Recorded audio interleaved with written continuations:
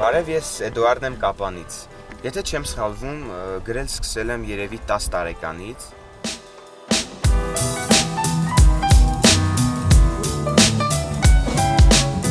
Ես Գևորգյան Տիգրանն եմ, քաղաք Կապանից, խոսելու եմ Կապանի տարածաշրջանի բնապահպանական հիմնախնդիրների մասին։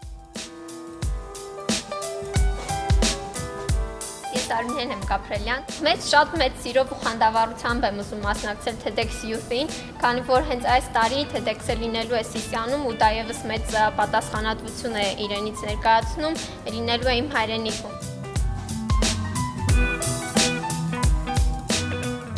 Ես Մարիամ Նեմուրադյան, հիմնական խնդիրը, որի մասին կխոսեմ, երեխաներին անհատական մոտեցում ցուցաբերելն է, իրենց արժանապատվության կարծիքի հաշվի առնելը ցանկացած ոլորտային աշխատանքում, որտեղ իրենք ներգրաված են։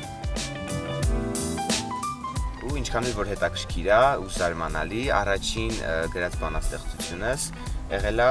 խիղճ վերնագրով։ Դե